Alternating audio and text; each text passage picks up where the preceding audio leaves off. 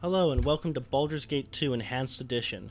I'm Colin Kopp and today I'm going to be going over how to create your character in Baldur's Gate 2, a practical walkthrough. Now, what practical walkthrough means is that unlike some of the other walkthroughs where they give you the most statistically best character you can possibly get in the game, I'm going to be looking at this from the standpoint of, how does your character match up with your group? How does the narrative sort of affect your character? How does romance affect your character?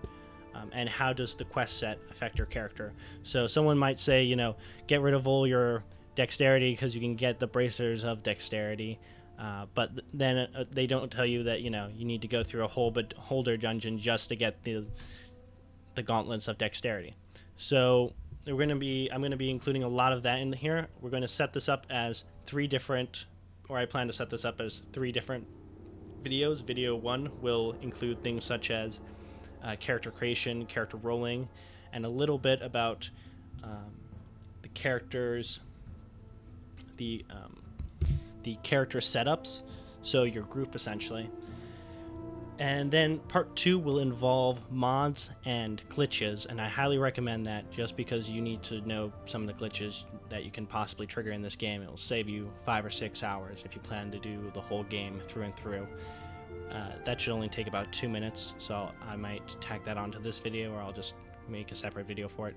Part 3 will involve groups, and that will be an in-depth look at your party group and at the order of the quests and what order you should attempt to do them in.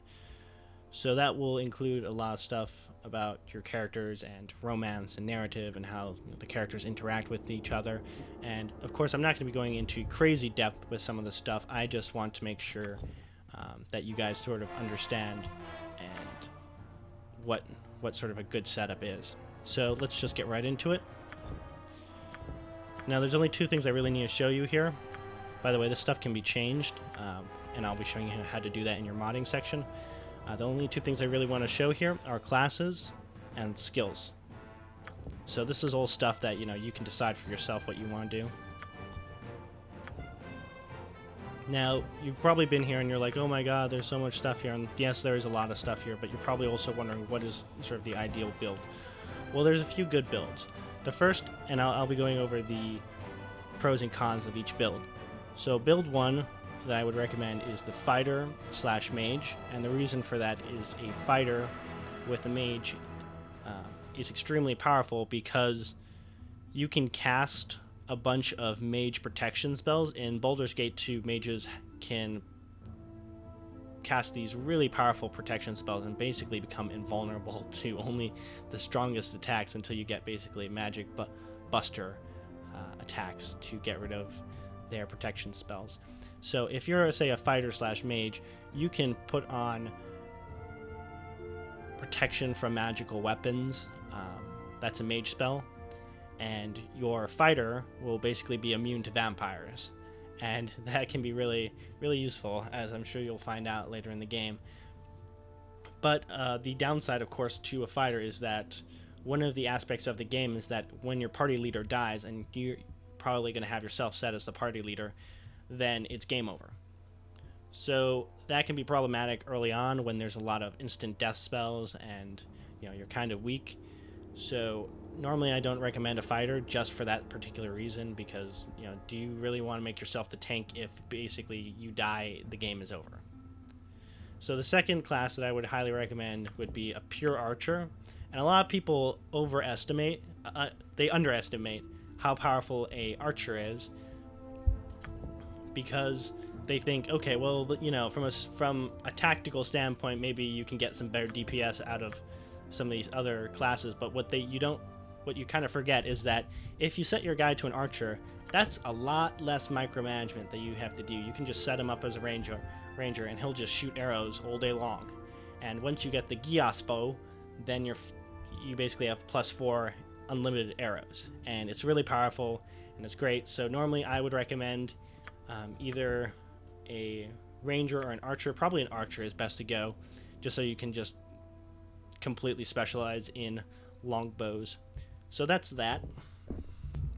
So the third class that I would, I guess, recommend would be a mage, and as you can see, there's a bunch of different things here. Don't get too crazed about what all this stuff does.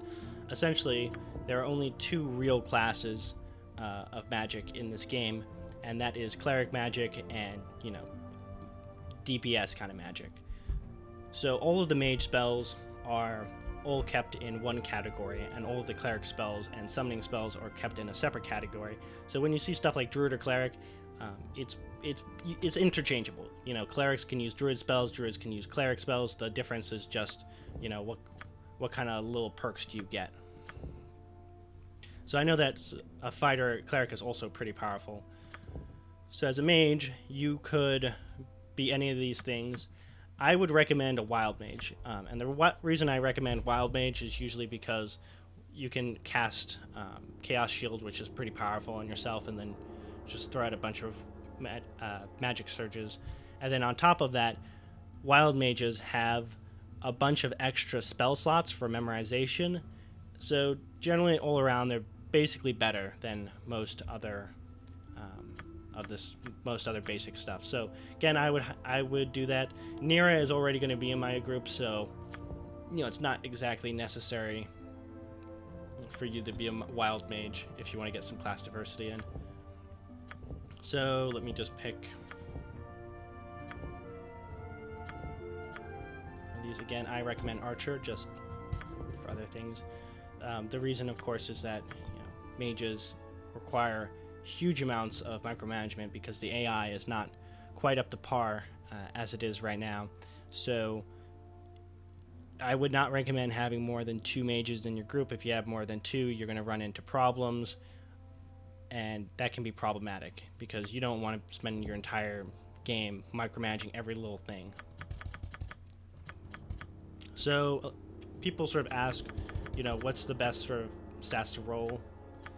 Well, I'll tell you this, the best stats, this is pretty good, would be to have the lowest charisma sort of possible and then dump everything else into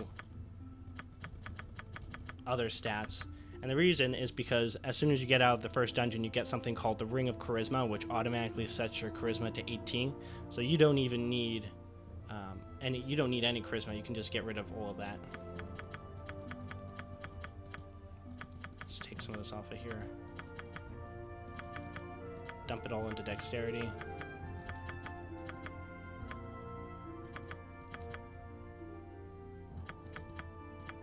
Maybe some constitution. Probably don't even need that much strength. But yeah, this is all pretty self-explained. I guess the only thing to really mention is that intelligence has to do with how many spells you can kind of have at once, and wisdom is more, you know, priest stuff. And you should, regardless of what you pick, you should always have high dexterity because that's basically free AC right there. So whatever you do, you know, dexterity is good to have all around. Oh, if you're a thief, by the way, make sure, if you're a thief, then you don't need...